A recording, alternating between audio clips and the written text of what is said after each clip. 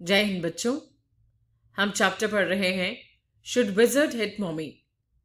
और पिछले वाले वीडियो में आपने देखा कि जादूगर ने अपनी जादू की छड़ी घुमाई, एक मंत्र बोला और साथ में रॉजर स्कंक को बदबूदार रॉजर स्कंक से एक खुशबूदार रॉजर स्कंक बना दिया। रॉजर स्कंक चाहता था कि उसके पास से गुलाबों की रोजेस की महक आए। तो अब आगे पढ़ते हैं, आगे क्या हुआ। क्या उसके पास से रोजेस की महक आई, और अगर आई तो उससे क्या हुआ। He paused as a rapt expression widened out from his daughter's nostrils, forcing her eyebrows up and her lower lip down in a wide, noiseless grin, an expression in which Jack was startled to recognize his wife feigning pleasure at cocktail parties. Jack कहानी सुनाते सुनाते एकदम से रुक सा गया।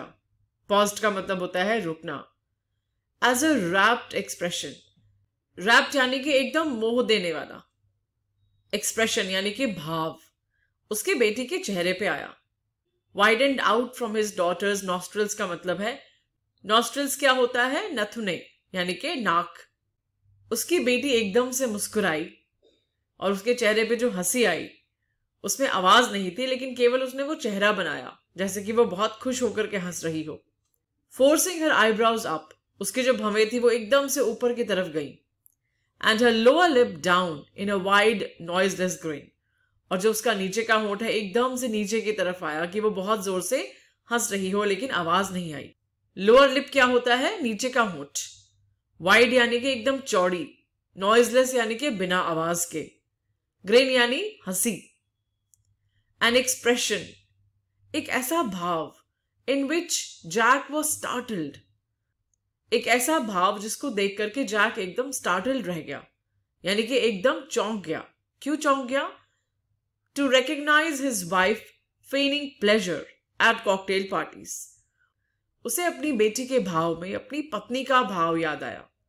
जो चेहरा, जो उसकी पत्नी के चेहरे पे भाव होते थे जिस समय वो किसी कॉकटेल पार्टी में जाते और उसकी पत्नी को वहां बिल्कुल आनंद नहीं आ रहा होता, लेकिन क्योंकि सबके साथ उसे वहां रहना है और सबके बीच में हंस के बोलना है, तो वो एक तरह से बहाना बनाया करती थी मुस्कुराने का या फिर खुश होने का।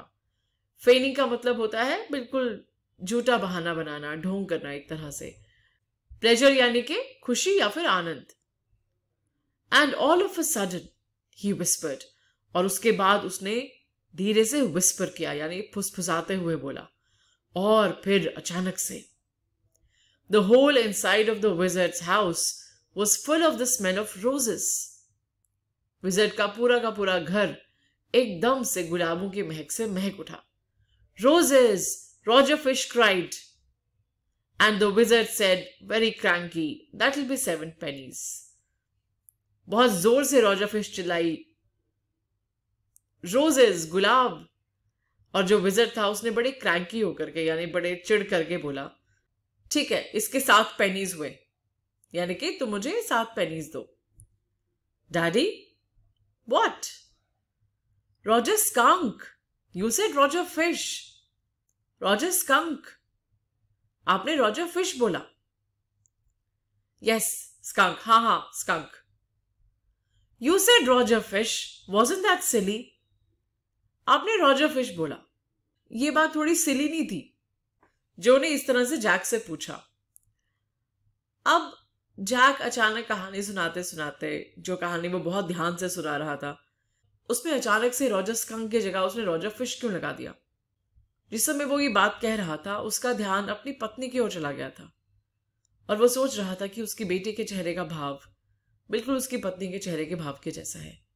जब उसकी पत्नी झूठी हंसी दिखा रही हो तो शायद वो इन विचारों में उलझ गया था कि क्या उसकी बेटी भी उसकी पत्नी के जैसी ही होगी? क्या उसकी बेटी भी अपनी माँ की तरह इस समय झूठी हंसी दिखा रही है? तो जब उसका ध्यान भटका इन चीजों में तो वो गलती से रॉजर स्कंक की जगह रॉजर फिश कह गया। Very silly of your stupid old daddy. हाँ, ये तो बहुत ही मूर्खता की बात थी। तुम्हारे बूढ़े पिताजी तो बहुत स्टूपिड है। Where was I? अच्छा, कहाँ सुना रहा था कहानी? Well, you know about the pennies. हाँ, तो तुम्हें पता है ना पेनीज के बारे में। उसने 7 pennies मांगी है। से इट, बोल दीजिए। ओके, रॉजर स्कंक सेड, ठीक है, रॉजर स्कंक ने बोला, but all I have is 4 pennies, लेकिन मेरे पास तो सिर्फ 4 pennies हैं। And he began to cry, और वो रोने लग गया। Joe made the crying face again, but this time without a trace of sincerity. Joe ने फिर से रोनी सूरत बनाई, लेकिन इस समय बिल्कुल भी सिंसेरिटी उसके चेहरे पर नहीं थी। मतलब वो सच में नहीं रो रही थी, ना ही उसको दुख हो रहा था। उसने पूरी तरह से बहाना बनाया रोने का, नाटक किया। This annoyed Jack. इसको देख करके जैक को थोड़ा सा गुस्सा सा आया। अनॉयड का मतलब है थोड़ा सा गुस्सा आना। डाउनस्टेयर्स सम मोर फर्नीचर रम्बल्ड, और घर के निचले हिस्से में थोड़े से और फर्नीचर के सरकने की आवाज आई। रम्बल्ड यानी कि आवाज आना, डाउनस्टेयर्स यानी कि नीचे। Claire shouldn't move heavy things. Claire को बहुत अधिक भारी चीजें उठानी या हटानी नहीं चाहिए। She was 6 months pregnant. उसे 6 माह का गर्भ भी है। It would be there 3rd। ये उनका तीसरा बच्चा होगा।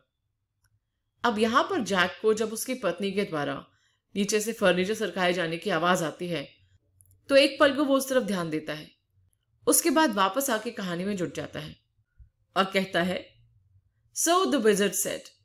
फिर विज़र्ड ने बोला, ओ वेरी वेल, चलो ठीक है, कोई बात नहीं। Go to the end of the lane and turn around 3 times and look down the magic well, and there you will find 3 pennies. Hurry up. एक काम करो, इस गली के एंड में जाओ। लेन क्या होती है? गली। एंड टर्न अराउंड 3 times, और उसके बाद 3 बार मुड़ो। And look down the magic well, और वहां पर जादुई वेल है। वेल क्या होता है? कुआं। तो वहां पर जादुई कुआं है। जादुई कुएं के अंदर देखो, and there you will find 3 pennies, और वहां पर तुम्हें जो बची हुई 3 pennies हैं वो मिल जाएंगी। हरी अप, जल्दी जाओ।